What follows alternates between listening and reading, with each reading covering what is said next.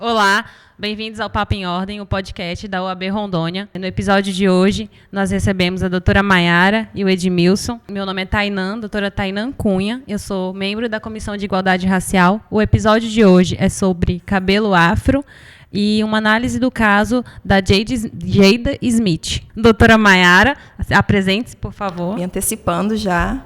Olá, boa tarde a todos. Meu nome é Maiara Aparecida Pinto Bento. Eu sou advogada negra. Eu atuo no direito de energia, no contencioso de massa do Juizado Especial e faço parte da Comissão de Igualdade Racial da OAB-RO. Edmilson. Olá, eu sou Edmilson Moreira, especialista em Afro-Hair aqui em Rondônia. Tenho um histórico já bem grande sobre cabelo afro, uns estudos bem profundos a respeito disso. E estou aqui para a gente trocar uma ideia, né, doutora? Isso aí. Muito legal estar aqui. Hoje nós vamos falar sobre cabelo afro e ancestralidade, a aceitação capilar e uma análise do caso da Jada Smith. Nosso primeiro tópico é a respeito da aceitação capilar. E aí nós vamos começar com o Edmilson falando sobre os avanços da indústria cosmética e também vamos falar um pouco sobre nós, que somos consumidoras, o que a gente tem visto de avanços na indústria. Fica à vontade. Pois é, Tainá. Tivemos bastante avanços, bastante mesmo, consideráveis. Porque a trança vem rolando desde 22 mil anos, né, atrás, e a partir de 3 mil anos depois, antes de Cristo, começou uma identificação, ou melhor, gerar-se uma identidade ou fluir dentro de suas tribos, uma comunicação visual mostrando tranças. De lá para cá, a gente vem inovando, aí virou comunicação entre famílias, depois virou comunicação entre guerras, virou entre tribos, e hoje nós já temos uma mescla de tudo isso dentro da beleza, né, da transformação étnica, né? Eu acredito que esse movimento das tranças voltou tem alguns anos, porque a trança passou um período grande esquecida, né? Passou até por questão... Acho que não era nem esquecida, acho que era invisibilizada. Invisibilizada. Na verdade, ficou ofuscada. Ficou muito ofuscada e também algumas pessoas, até pessoas nossas mesmo, ele colocava tranças, por exemplo... Eu nunca gostei dessa história de vou colocar trança para ir para o carnaval, porque eu acho... Bem estereotipado, né? Tem um ambiente, uma época do ano que dá de usar. Aí, eu nunca gostei muito dessa ideia, porque isso é um penteado cultural, né, que conta histórias que vêm de muito longe e que transmite um diálogo entre povos, entre pessoas, né? Certo. Eu estava vendo uma matéria, que eu dei uma pesquisada, que a questão das tranças na África serviam até como rotas, às vezes, mapeamento. Sim, né? Mapeamento. Sim. Demarcavam também território de caças de tribos. E aí eles não podiam entrar dentro de uma tribo, não podia entrar dentro de outra. Também, existem, né, 3 festas anuais tribais, onde se reúne várias tribos de uma vez. Então, para eles se reconhecerem ou se comunicarem entre si, são várias línguas, vários dialetos, eles têm contas de contas, quais são as tranças, os desenhos das tranças, o formato, porque dentro da trança tem uma matemática, tem uma conversação. Tem toda uma história, uma ancestralidade, uma cultura por trás das tranças, né? Hoje em dia a gente vê muito como estética. Eu acho bonito um box brand, eu acho bonito um entrelace ou algo assim. É entrelace ou entrelace? Entrelace. Entrelace. E usa, mas tem todo um contexto histórico, né, por trás da trança. Agora, perguntando a respeito da evolução cosmética em si, tipo de cremes, de tratamentos e coisas nesse sentido, você percebe que nos últimos anos houve uma evolução? Anteriormente a gente tinha produtos à disposição assim, como a gente tem hoje em dia? Olha, eu nasci praticamente dentro de um salão, né? Dona Geni, minha mãe, saudosa Geni, ela fabricava dentro de casa produtos, porque não existia.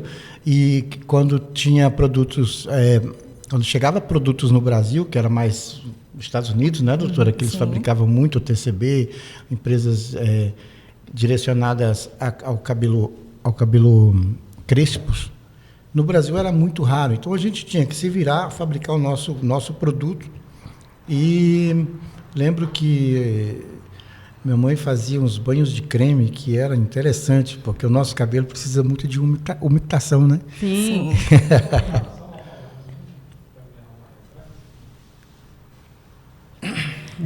É engraçado que aí eu já lembro de histórias de família, né? Sim. Minha família toda do interior tinha menos acesso ainda a produtos, qualquer espécie para cabelos lisos que predominavam, não tinham acesso também. A minha mãe fala muito que para hidratar, para dar um brilho no cabelo, eles usavam gordura de porco nos cabelos. Aí depois, querendo ou não, criava aquela crosta. E para lavar tinha que usar água quente para conseguir tirar tudo aquilo. Mas eram os produtos que eles tinham para tentar melhorar um pouco o visual. Para nutrir e hidratar. É. Né? Hidratar o cabelo. E a caspa que lute.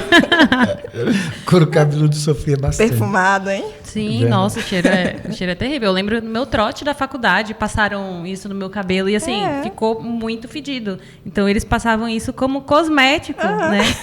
Foi utilizado em mim como trollagem mesmo. A gente sabe que o trote tem um cunho assim e as pessoas usavam como cosmético, infelizmente, né? Ainda bem que a tecnologia hoje está bastante avançada e eles descobriram o comércio, descobriu o mercado, descobriu um filão gigantesco, porque principalmente no Brasil, onde 80% da população é miscigenada, misturada, e tem cabelo crespo do lado, encaracolado. Então, é um filão muito grande, e tudo oriundo da África. Sim. Sim.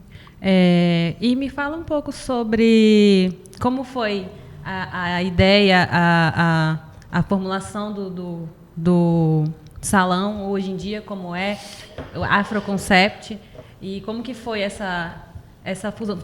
Você sempre trabalhou lá ou foi uma demanda que foi surgindo e aí eles acabaram englobando esse nicho, né, afro no salão? Como que foi?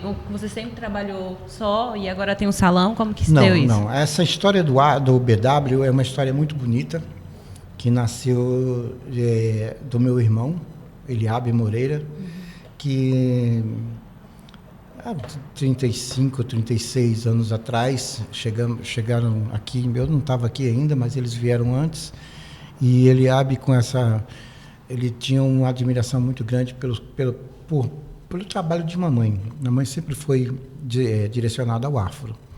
Dona Geni tinha sempre um sonho de hoje nós estamos realizando esse sonho com o Afroconcept, que está dentro do BW. Que, inclusive, o BW hoje é dentro do antigo prédio da UAB, lá na 7 de setembro. Então, desde aquela época, a gente tem essa história bonita dentro da nossa etnia, né? E sempre passamos por aquela fase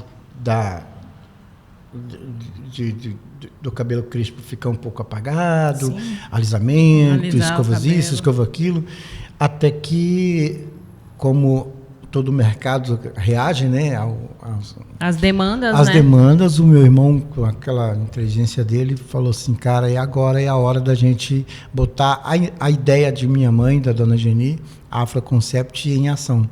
E hoje nós estamos dentro do BW com um leque de coisas ainda a serem feitas, né, dentro desse contexto. E, assim, tem um monte de novidade para vir aí. Lembrando que nós estamos no ano da trança, né? Esse é o ano da trança. Eu já coloquei a minha esse ano. Já tirei, já tô já pensando na próxima cor. Estou à sua disposição, tá, doutora? Olha aí, maravilha, descontinho. É lógico. Inclusive, eu tenho percebido que cresceu muito a demanda assim, a proporção de salões especializados na nossa cidade. A gente tinha pouquíssimos salões, nós tínhamos trancistas que trabalhavam, que sempre existiram aqui, que trabalhavam, mas de uma maneira mais domiciliar, algo pequeno. E hoje eles estão com grandes empreendimentos, mulheres pretas, em sua maioria, mas também temos homens pretos, trancistas. O Edmilson está aqui como prova disso, e tem crescido muito a demanda, o que faz a gente ficar muito feliz, que a gente pode ter um leque de opções, a gente pode escolher onde colocar o que alguns anos atrás não tinha. Acho que é tudo uma questão de aceitação, né? Sim. Quando você começa a enxergar como a sua cultura, como você é bonito, como você tem que se mostrar mesmo, aí todo mundo começa esse movimento, porque tudo começa bem tímido, né? Tu vê uma pessoa, nossa, que estranho, colocou aquela trança e tal, mas quando a pessoa começa a se enxergar e ver a beleza na cor... Pegando o gancho dessa sua fala a respeito do mercado e da demanda, antigamente tinha mesmo várias trancistas, são trancistas culturais. Hoje, o transista ele evoluiu. Sim. Hoje a gente já tem tranças técnicas, não são mais aquelas tranças culturais que vêm de pai para filhos. Por exemplo, existem tranças que você estipula o tempo que você quer ela na cabeça. A trança cultural, por exemplo, você não tem esse... Né? Existem produtos que você coloca no meio. Antigamente a gente tinha o canecalon, que era o único fio mais próximo do cabelo. Às vezes usavam silã. Hoje nós temos uma infinidade de materiais, de fibras, de orgânico, de biofibras, cabelos hair, 100% hair, interessantíssimos, que a gente coloca e você, olhando, você não percebe diferença. Sim. Entendeu? Tem as laces também agora, né? Eu queria muito ter coragem de usar lace, eu fico só A lace namorando. é muito Ainda não antiga, tá? conheço. É. A lace é muito Eu lembro antiga. que nos Estados Unidos a gente via as popstars, assim, eu criança, né? Tipo, nossa, elas trocam de cabelo sempre, como que é isso? E eram laces há muitos laces. anos atrás. Rihanna, Beyoncé, há muitos anos atrás. E A gente agora vê tá nos filmes, começando as mulheres aqui, né? já usavam lace aqui, Sim. agora que tá começando aqui. É daí que veio aquelas alopécias por tração. As americanas De tanto têm usar muito, lace, né? porque eles fazem tranças nagô, né, que são aquelas as conhecidas tranças rasteiras, e muito bem colado, e dentro desse em cima dessa trança se costura ou se aplica Ou as cola, laces. né, também. Na verdade, no cabelo não se cola, ele só mesmo uma micropele no couro cabeludo. Mas a lace é colocado em pontos costurados. Hoje o entrelace, que é em tela com cabelo orgânico, também é o mesmo procedimento. E dependendo do jeito que você faz isso, que você usa esse procedimento, você adquire uma alopécia por tração, aquela que inflama o seu folículo e mata o seu folículo por um bom tempo. Até tem gente que não volta mais, né? Pegando um gancho também dessa fala que teve uma época que a moda era alisar o cabelo. Sim. E eu lembro que eu fui fazer uma selagem no cabelo. Mas a selagem naquela época a moça me falou, não, vai selar o seu fio, vai ficar sem frizz definido. Eu fiquei, tudo que eu quero. Essa conversa, né? Cacho sem frizz. E aí ela fez, e quando finalizou fez uma escova. Meu cabelo saiu liso de lá e nunca mais cacheou, que é daquela parte. Eu tive que cortar. E isso assim, há muitos anos atrás. Mas recentemente eu tive uma colega de trabalho, que ela foi fazer uma escova. Queria mudar, vou fazer uma escova no salão. Um salão que não era especializado em cabelos afros. E ele fez a escova. Eu acredito que tinha resíduos de química, porque o cabelo dela teve uma quebra. Uma quebra com um corte químico, né? Isso é muito importante. Vai aqui um conselho profissional. Eu estou tendo muitos problemas com isso. A pessoa... Até sei o que é, porque eu passei quase por esse resíduos. Você vai para fazer nada e volta com o cabelo liso e quebrado. A pessoa, um cacho lindo desse, né, doutora? Aí a pessoa vai fazer gente, eu estou apavorado, eu preciso ir para um evento, eu preciso fazer uma escova, eu preciso fazer alguma coisa para domar esse cabelo, porque o nosso cabelo ele tem vida própria. Tem dia que ele não quer nada contigo. Se tiver um evento, ele... Principalmente se ele era. souber que vai ter um evento, aí ele vira o bicho e não aparece mais. Aí você fica apavorada, vai para um salão, vai para um certo local, e a pessoa não se atenta à química que ela usou anteriormente com aquele aparelho. Os aparelhos que a gente usa lá dentro do Afro Concept, ele não vai para outro tipo ele não pode entrar para quem usa químicas de forma nenhuma. O pessoal inventou um monte de escova disso, escova daquilo, mas todo mundo sabe que existe sim uma porcentagem muito grande do princípio ativo que alisa, né? E sempre o resíduo, como é um termo active, esquentou, ele ativa de novo, esquentou, ele ativa de novo. Então, ele sempre vai estar presente dentro do seu fio. E nem todo mundo faz a higienização correta, né? Imagina que Verdade. você está ali finalizando uma escova no cabelo de alguém que acabou de fazer um procedimento para alisar, e aí depois chega uma outra pessoa para fazer uma escova, simples assim. E aí os resíduos acabam danificando o seu cabelo. E às vezes o problema também de ir num profissional que não é adequado para cabelo afro é que ele sempre olha o seu cabelo e fala, não, aguenta, dá de fazer sim, esse procedimento é tranquilo. Sim. Aí você faz, fica um tempo perfeito, mas quando o cabelo começa a quebrar, bate o desespero. Agora me bateu um negócio muito interessante, já que estamos falando sobre leis, né, sobre justiça, sobre um pouco sobre direito. Eu peguei uma cliente já nesse estilo de quebrado e ela ameaçou o profissional e tal, e o profissional, com medo de ser acionado, ele foi e me procurou para a gente fazer um pacote de tratamento que durou 1 ano e 6 meses aproximadamente, para devolver a saúde do cabelo da cliente. E diz que chegando lá, disse que não tinha como processar e entrava como agressão física. Eu falei, como assim? Olha, eu não vou saber especificar se é uma agressão física, mas assim, eu acredito que o ressarcimento ela consegue. Consegue. Sem dúvida, é uma relação de consumo, né? Ela consegue e os cabeleireiros têm que se atentar a isso. A pessoa que trabalha na indústria de cosmética, ela tem que se respaldar. Se ela trabalha com um determinado nicho, nada impede que ela trabalhe com outro, mas que ela seja responsável nesse sentido, porque a gente está lidando com a autoestima das pessoas, Verdade. com a estética da pessoa. É que mesmo Verdade. que tenha havido essa parceria e o tratamento de 1 ano, Nada ainda assim ela impede. conseguiria, viu? É complicado, porque, como foi dito aqui, a autoestima é uma coisa, né? A gente já pega tratamentos que também trabalham com tratamentos direcionados, a gente pega também problemas com pessoas que, principalmente aqui na pandemia, depressão. A depressão cai todo o cabelo e, assim, nós temos o folículo bastante raso, né? O folículo da nossa etnia é bastante raso. Então, cai por depressão, E, cara, a pessoa fica acabada. Né? A estética influencia muito também no nosso psicológico. Muito, muito, muito. E eu entendo assim, que mesmo ele tendo pago todo o procedimento, ele está minimizando, aliás, ele está reparando um gasto que ela iria ter, mas não o dano moral de ela ter passado 1 ano e 6 meses com o cabelo em tratamento para recuperar algo que ela não deveria ter perdido. Verdade. Né? Complicado Então, isso. Eu vi alguns resquícios assim de um caso que um colega pegou, que a moça tinha feito um tratamento de alisamento, mas foi num período bem curto de tempo. Ela foi, comprou uns cosméticos e tal, e a pessoa falou que não tinha problema ela ter feito um alisamento antes, que poderia fazer, que não teria problema. Ela teve um corte químico total do cabelo dela. Meu O que Deus. acontece é que todo mundo ficou... Ela tirava fotos e tal, e todo mundo começou a dar força para ela, que ela estava passando por um tratamento, estavam pensando que ela estava com câncer. Aí que cai mais ainda a estima. Aí a estima da pessoa vai lá embaixo, ela parou de sair de casa.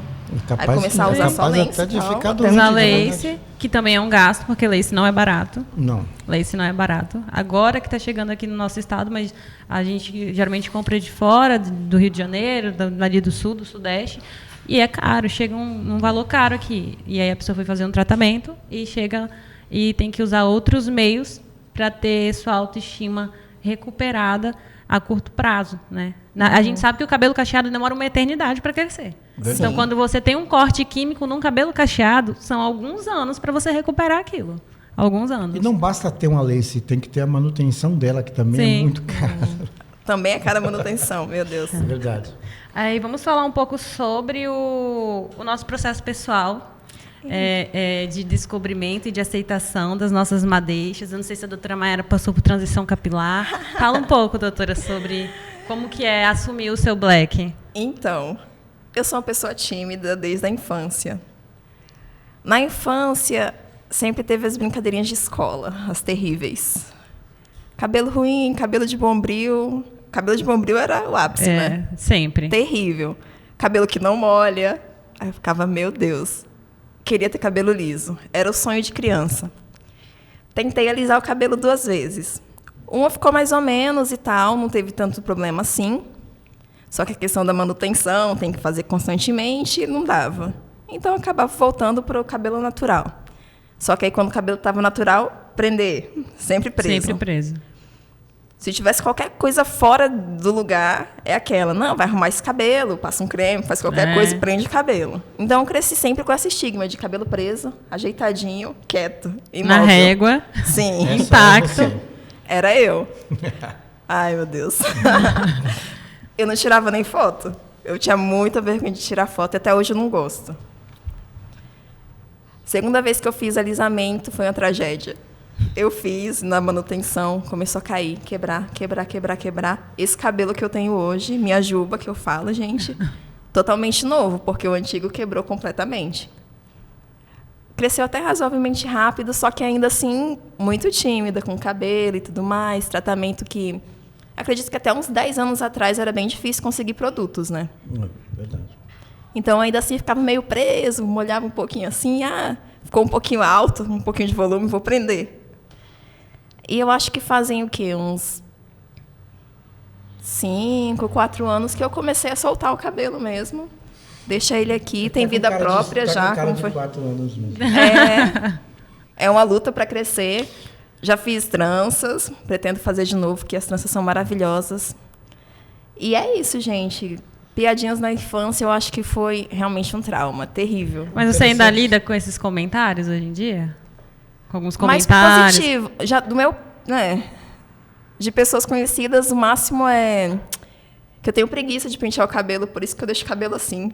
Que eu deveria alisar. Eu acho que no mais foram esses. Agora eu recebo mais comentários positivos. Tipo, seu cabelo é tão bonito, você parece a Maju.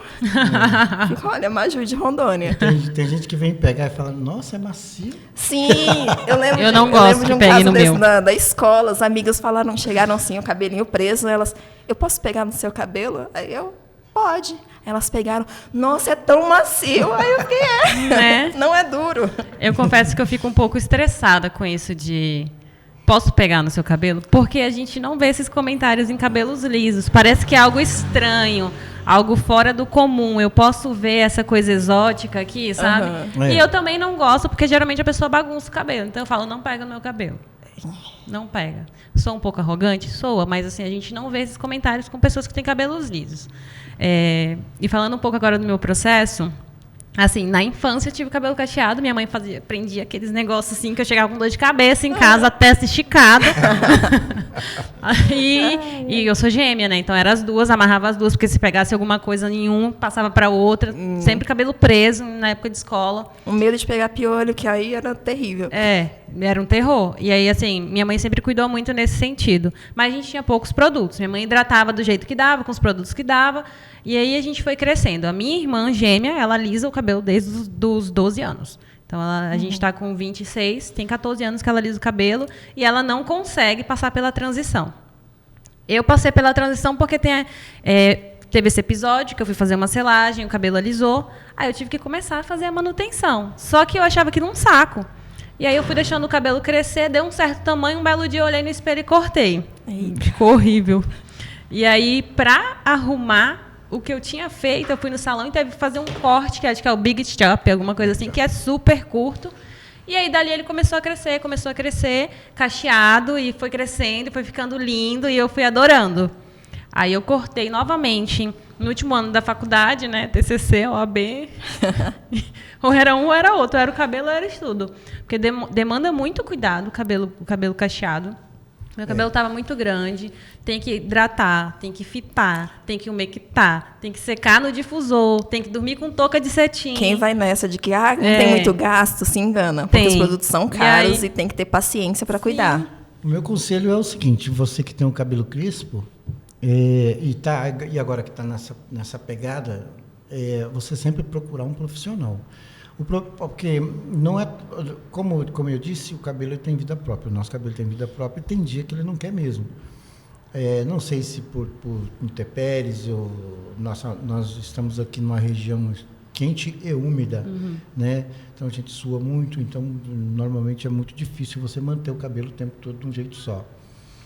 A questão dos múltiplos produtos, existe agora uma infinidade de produtos. Você tem que saber a sua classificação do seu cabelo, fazer um estudo no seu couro cabeludo com um terapeuta, né, capilar, fazer um estudo para saber qual é o produto que você vai usar no fio, o produto que você vai usar no cabelo, qual é a intensidade ou a densidade da umectação que você precisa. Esse daí é o grande pecado de quem tem o cabelo crespo ou encaracolado, porque ele não sabe. A gente sempre foi acostumado a encher o cabelo de creme para poder domar ele. Sim. E dali, ficar úmido, ele secava um pouquinho, põe, né? E aí já amarrava, remolhar de novo. Então, hoje não. Hoje nós temos o produto tecnicológico, como fala? Tecnicamente testado? Testado, e já para esse tipo de coisa. Nossa, errei essa palavra. Então, já vem próprio para domar o seu cabelo e manter ele o tempo todo, o dia todo, à noite também, você usando a touca de cetim, né, doutora? Você mantém ele sempre domadinho, mas você tem que saber qual é o produto que o seu cabelo recebe, porque infinidade de classificação tem de muito cabelo. produto, né? No salão de seu trabalho, fazem esse trabalho? Sim, análise? A gente tem lá, eu faço a avaliação sem compromisso. Olha, você vem, a gente vai ver qual é o produto que você vai usar, como você tem que usar, dependendo se você adquirir lá o produto, que sempre a gente tem também o produto à pronta entrega, você já ganha a primeira aplicação, entendeu? E já vai saber, a gente pode fazer um experimento.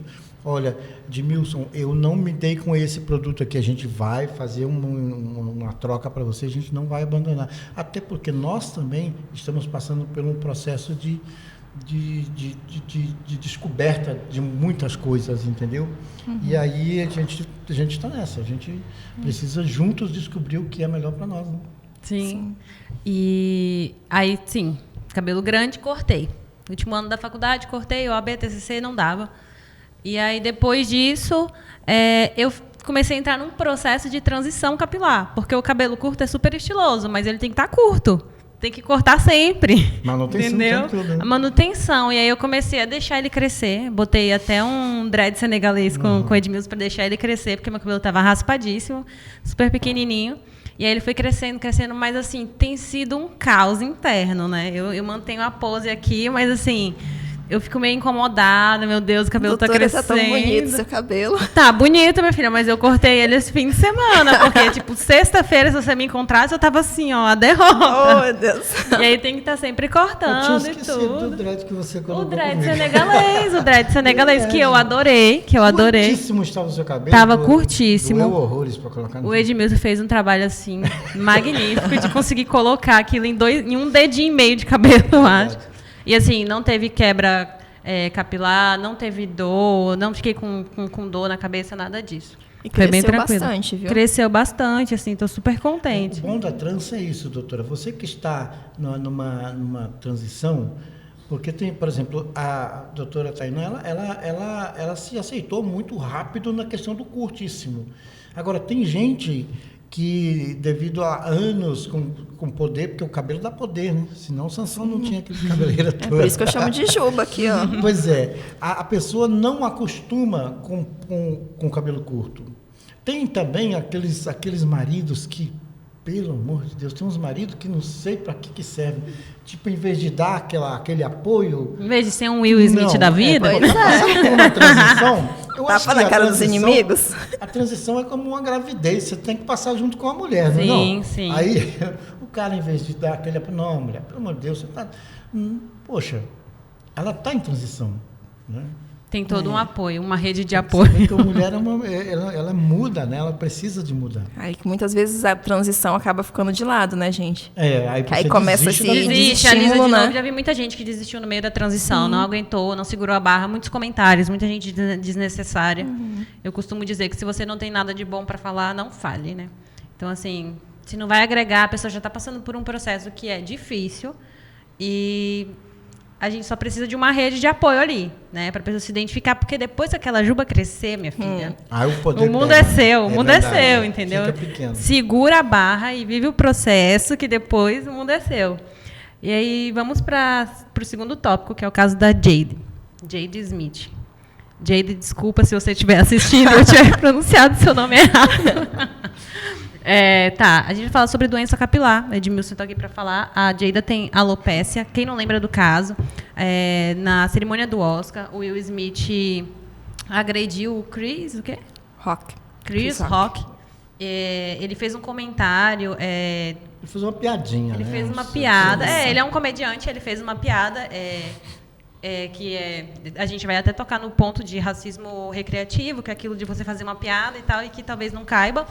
E o Will Smith até riu da piada, mas quando ele viu o desconforto da esposa, aí, assim, ele recebeu alguma coisa ali, levantou e agrediu o Chris. Não sou a favor de agressão, de forma alguma. Eu não sou essa pessoa, mas foi uma cena emblemática. Sim. De um homem preto, uma relação afrocentrada, de um homem preto defendendo a integridade da sua mulher, toda a autoestima dela. Ela estava num evento importantíssimo, que inclusive o Will Smith ganhou o Oscar naquela noite, e ela estava sendo ali retalhada, tecendo chacota, e ele defendeu ele com um tapa. Mas a gente vai falar sobre, especificamente, a doença dela. Ela tinha alopecia, ela tem alopecia, e por isso ela estava com aquele cabelo raspado, que já tem alguns anos que ela raspa o cabelo e sofre com essa doença.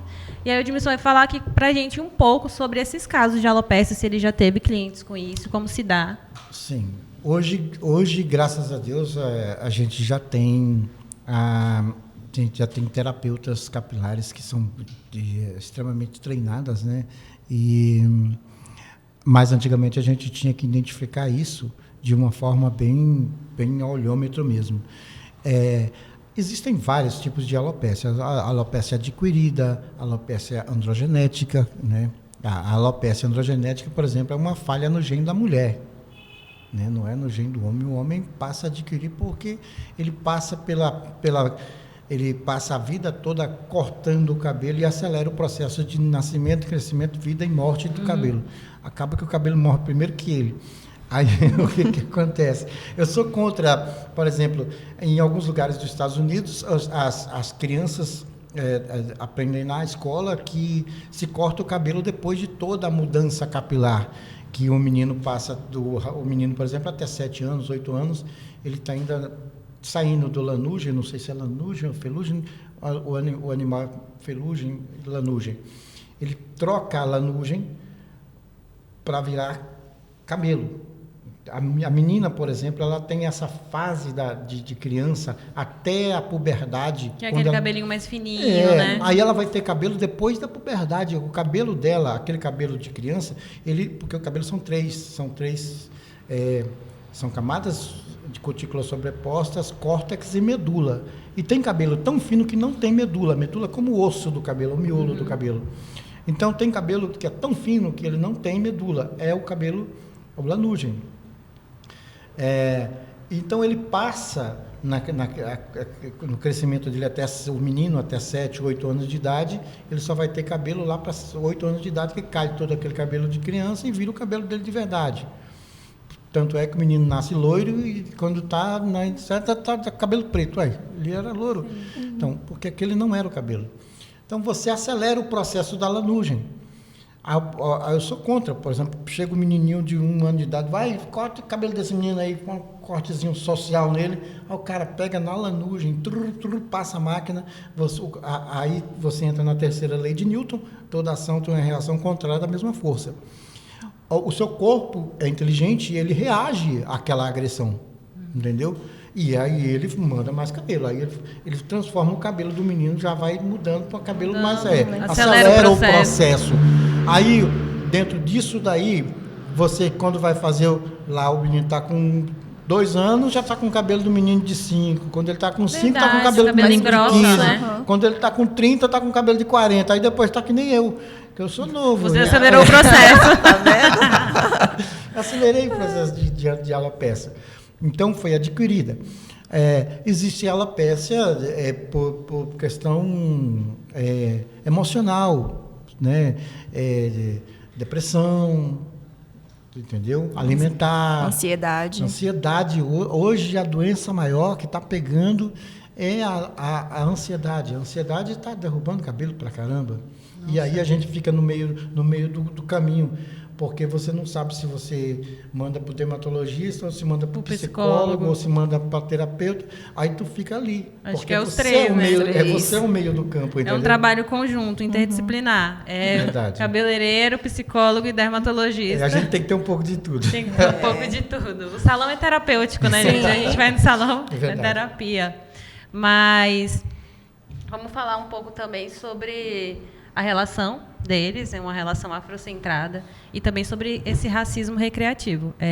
O relacionamento da Jade e do Will Smith, os dois são negros, pretos, retintos. Não saberia classificar, mas assim, são negros, né, afro-americanos, e eles têm um relacionamento que a gente rotula como afrocentrado, que é quando duas pessoas negras elas se relacionam. Nos Estados Unidos a gente vê muito esses relacionamentos, que nos Estados Unidos teve uma segregação e teve uma série de leis que fez com que a população negra se aquilombasse e vivesse num mesmo ambiente, se relacionassem com pessoas semelhantes, né? Como a gente não tem muito no Brasil, porque tem uma miscigenação muito grande e a gente não tem essa cultura tão forte de relacionamentos afrocentrados. E o debate racial, né, nesse episódio do Will Smith é porque é um homem preto fazendo uma piada de cunho racista, né? É uma piada sutilmente racista, mas que está ali no limbo daquele racismo recreativo, né? E que um homem negro bate em outro homem negro em público para defender uma mulher também negra. Então, assim, é todo um contexto. Sim. É todo um contexto, né?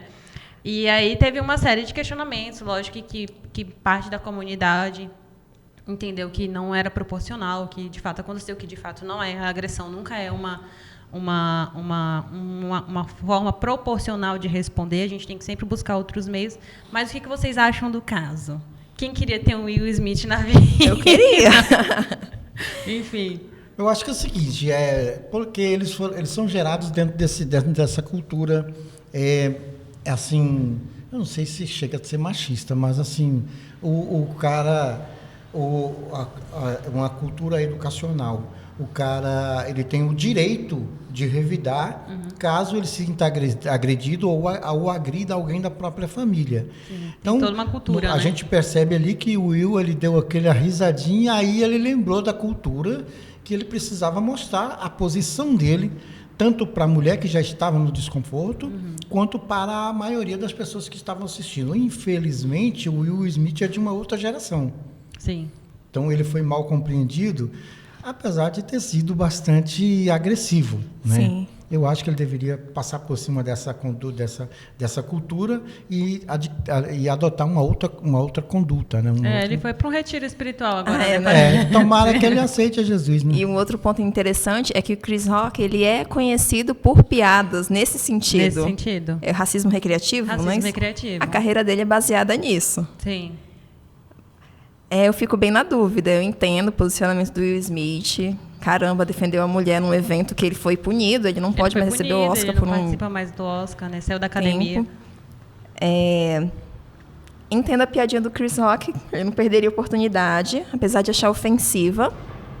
Porque toda piadinha tem o seu momento. Ali foi bem chato mesmo, né? Porque eu acredito que não foi nem a questão só da Jada. Atingiu a comunidade negra e todas as pessoas que sofrem com essa doença, porque não são só pessoas negras que sofrem com isso. Mas o Will Smith se cedeu. Sou fã do Chris também, por favor, Chris. Temos uma defensora do Chris aqui. Tem uma defensora. Não tem como ficar com raiva dos dois, né? Porque os dois são bons no que fazem. E ficar com raiva do quê, gente? Não tem nada a ver. Porque, olha, a gente, na minha época, por exemplo, eu sou bastante velho, eu estou com 56 anos e hoje eu vejo assim, dentro da nossa televisão, dentro da nossa mídia, dentro do entretenimento televisivo, a gente perdeu muitos atores, muitos comediantes muito bons que trabalhavam dentro desse contexto de racismo sutil, né? O racismo, como você Recreativo. fala, recreativo. Os Trapalhões, por exemplo, Deus me livre, hoje ele... Né? Sim, E tem as piadas que seriam cancelados. Totalmente cancelados. Cancelados. Mas a questão da Jada, ela depois ela se pronunciou e disse que não concordava com o que ele tinha feito. Eu que amada. Não concordava, de fato, entendo. Ela não concordava, não achou que fosse necessário e que ela não precisava que ele defendesse ela. O próprio Chris não, ele conversando com colegas dele, os colegas falaram que ele sequer sabia que ela tinha essa doença. Então, alguém que vai para o Oscar com os discursos prontos, porque lá os discursos são prontos, para fazer uma piada que estava pronta, não se deu o trabalho de pesquisar que, de fato, ela não estava careca por estilo, e sim por uma doença que acometia ela, errou também. Mas, assim, ele não tinha noção dessa doença, de todo o contexto que a família vem passando. O Will Smith já teve outro episódio de agressão, então não é uma pessoa que agrediu pela primeira vez. A Jada não concordou, então, assim... O Will saiu como errado, Will. O Will saiu como errado. Nós chamamos, mas você está errado. Vacilou. A agressão nunca é uma opção, gente. Ratificando aqui. E aí, quanto ao racismo recreativo, a própria Mayara falou da infância, né? Das piadinhas. É terrível isso, gente. Eu engolia muito seco na infância, mas hoje em dia eu sou mais... Doutora, você é bem novinha, então você não passou por tanto... Não sou bem novinha, não, doutor. Você quer Ela ver tá no formol. minha Estou mais época? perto dos 30 já. Eu passo dos 30 já.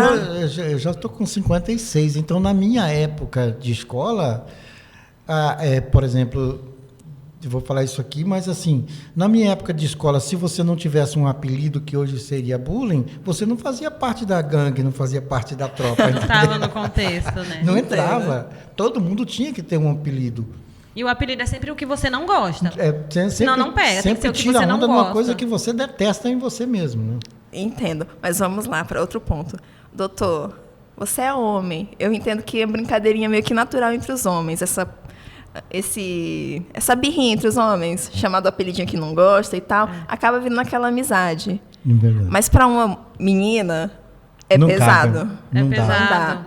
Porque em todo lugar que você olha, você vê um modelo padrão de beleza. Verdade. Aí quando fala justamente do seu cabelo, que é a sua aparência, que é seu cartão de visita mesmo, nossa, aí pega. E é justamente a discrepância de entender que tem esses apelidos, que na escola são crianças, a gente tem que educar essas crianças para que essa nova geração venha mais respeitadora, resiliente e tudo, mas que para quem são direcionados esses apelidos e esse racismo recreativo? Esse racismo recreativo, a gente já sabe para quem que é direcionado. Eu não vi as meninas brancas do olho azul sendo apelidadas, Também não. mas eu era apelidada e eu ficava...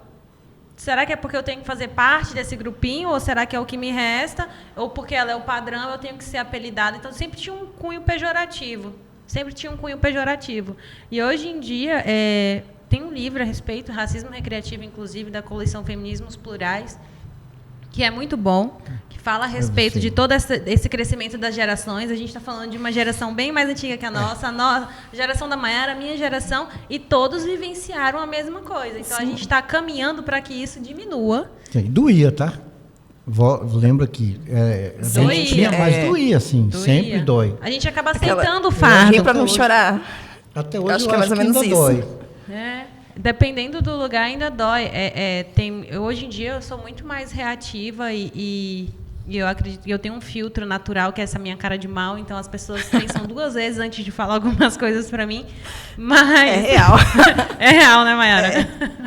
É real. Mas, assim, é muito dolorido a gente ter que lidar com isso, com todo um processo de perda da nossa autoestima, que agora está sendo recuperada com o avanço da indústria cosmética, com o avanço da nossa cultura, da gente reconhecer beleza nos nossos traços afro, mas que doeu muito lá atrás. E que hoje em dia eu entendo que não é mais aceitável, né? Eu entendo que não é mais aceitável. A gente está aqui num podcast da OAB falando sobre esse tema e todos nós somos sujeitos de direitos. Então, quando você vai fazer uma piada racista, você tem que saber até onde vai o seu direito e que passando dali pode ser e, dependendo das situações, de fato, você será punido. Né?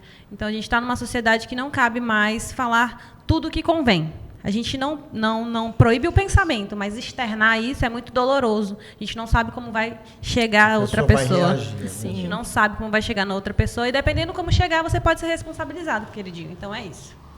Cuidado. Só aproveitar a pausa, tá? Já deu quase 50 minutos. Tá? Assim, tá muito legal, mas eu acho que já cabe o encerramento. A gente já vai encerrar. A média de boa, acho que já esse era o último tópico, né? Ela vai em torno de 20 minutos. Se você já mais do que dobrar isso. Eu vou... Aí eu acho que é interessante já encerrar. Como seria o encerramento? Tem alguma dica? Não. Só falar mesmo que o papo foi legal, vocês falam sobre isso, sobre aquilo. Se alguém quiser deixar alguma mensagem... Então, esse foi o nosso episódio do podcast Papo em Ordem, da UAB Rondônia. Recebemos a doutora Maiara, Edmilson. E vamos encerrar por aqui. Vocês querem falar alguma coisa? Eu gostaria de agradecer a oportunidade. Eu acho muito interessante que a OAB esteja bem nesse espaço para nós advogadas, especialmente advogadas mulheres e negras. Sim. Estamos falando de um assunto que pode parecer bobo para algumas pessoas, até o famoso mimimi, mas é aquela, quem tem a cor na pele sente. Sim. Aí quero agradecer também, achei muito legal, o primeiro podcast da minha vida e sempre quis participar de um. Muito obrigado pelo convite. Deixo aqui também à minha disposição o BW Studio, o BW Afro Concept está à sua disposição. Pode ir lá fazer uma avaliação, a gente vai te ensinar como cuidar do seu cabelo, te dar um leque de possibilidades para que você tenha uma boa vida capilar. Obrigada, nos vemos no próximo episódio. Sigam as páginas da OAB e agradeço pela audiência.